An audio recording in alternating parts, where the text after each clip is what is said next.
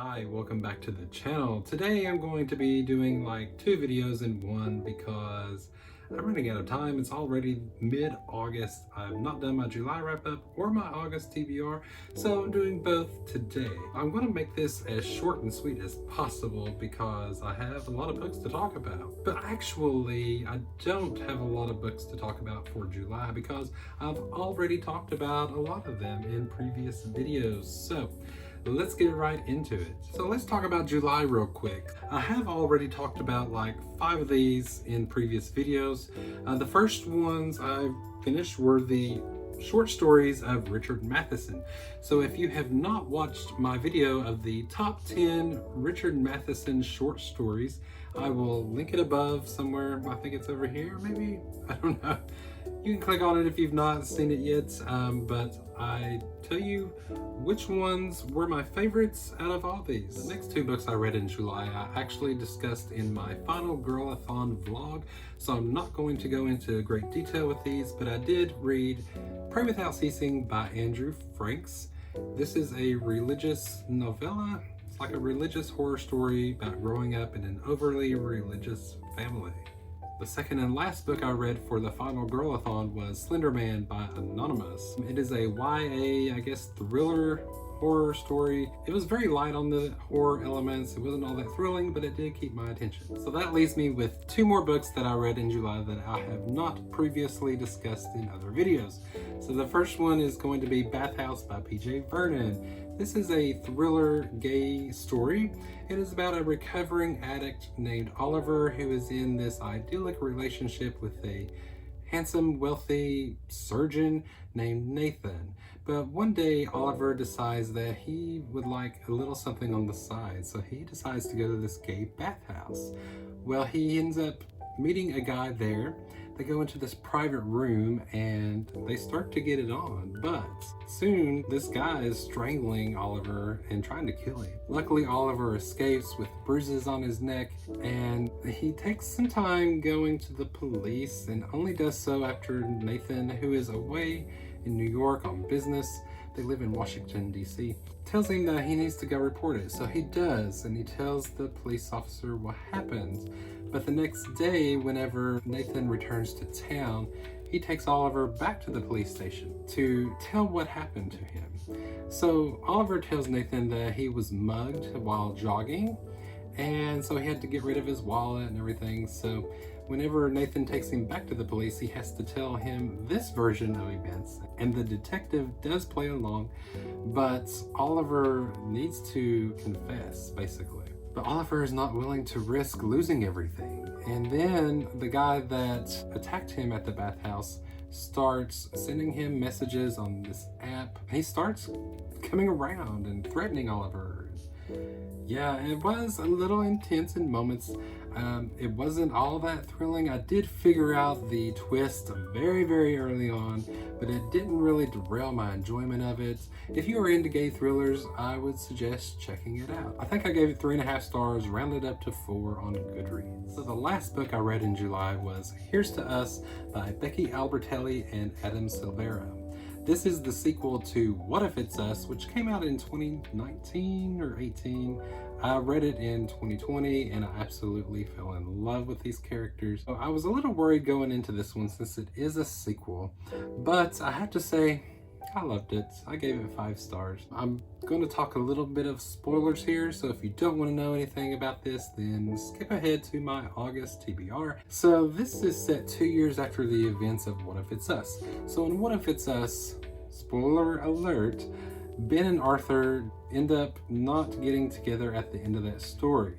This is set 2 years later. Ben is still in New York. He is kind of seeing someone named Mario, but they have not discussed actually being in a relationship.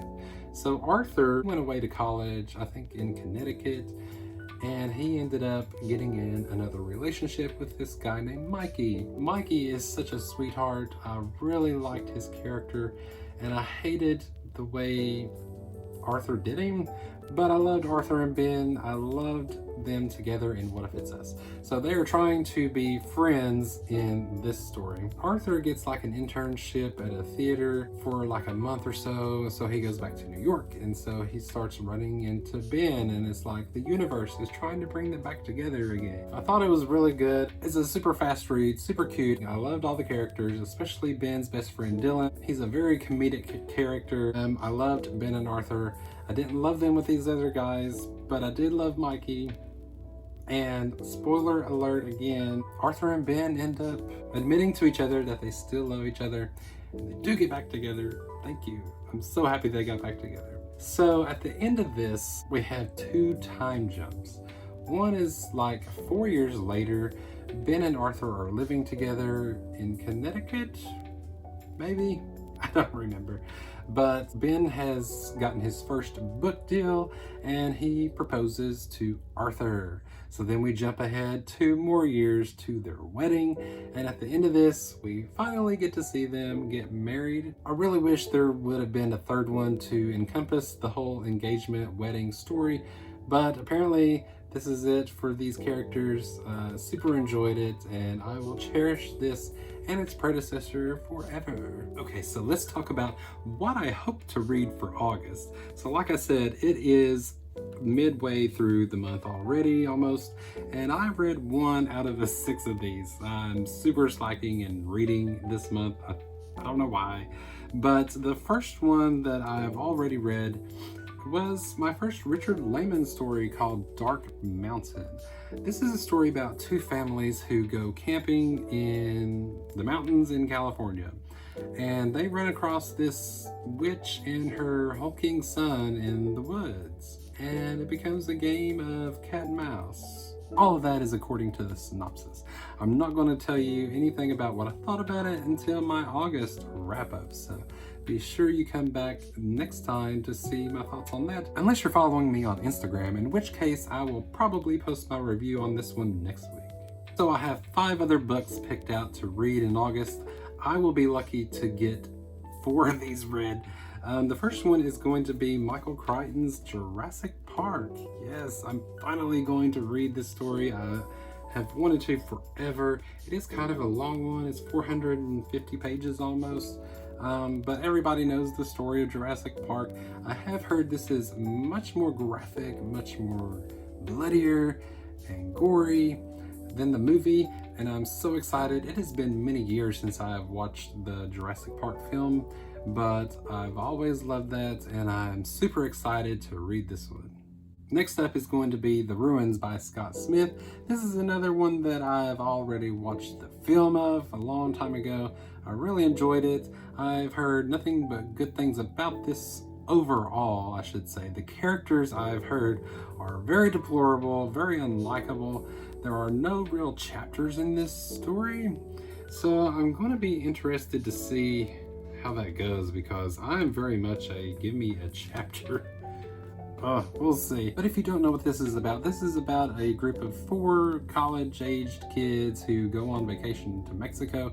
They run across this ruin, this temple in the forest, while searching for like attractions, or maybe according to the film, I think they were searching for this guy they've met, his brother or something. But once they get on the actual building, the actual temple, they are not allowed to step off of that temple. They are surrounded by indigenous people, and then like some plants start killing everybody.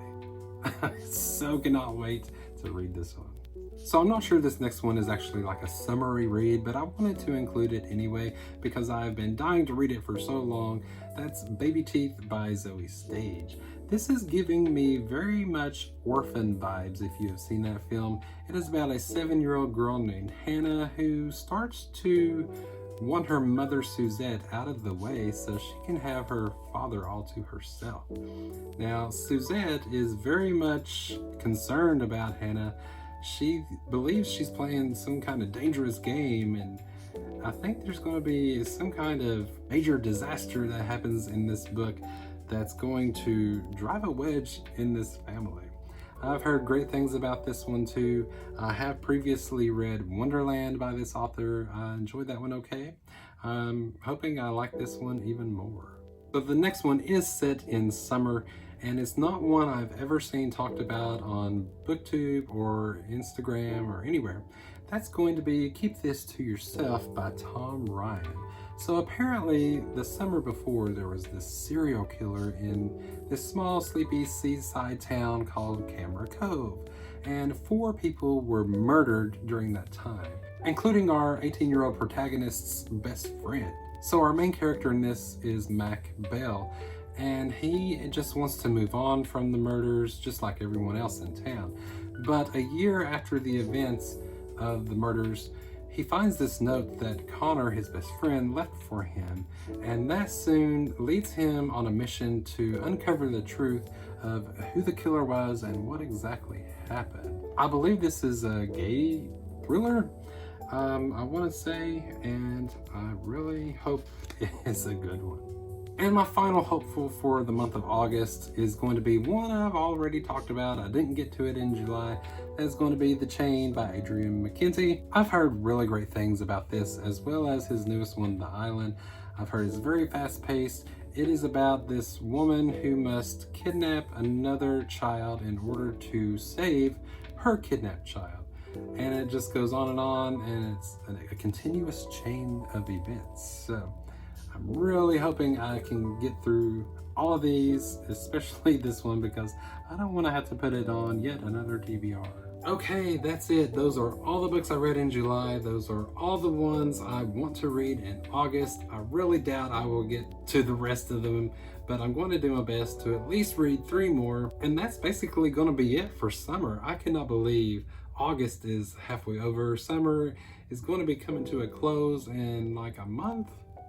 Kind of sad about it, but we all love fall, don't we? We love spooky season, Halloween. But at any rate, I hope you all have been enjoying your summer, getting out there, doing some swimming, some hiking, some camping, whatever summer activities you enjoy, just getting out there and living a little. So thank you so much for watching. I hope you all have a great day, and I will see you in the next one.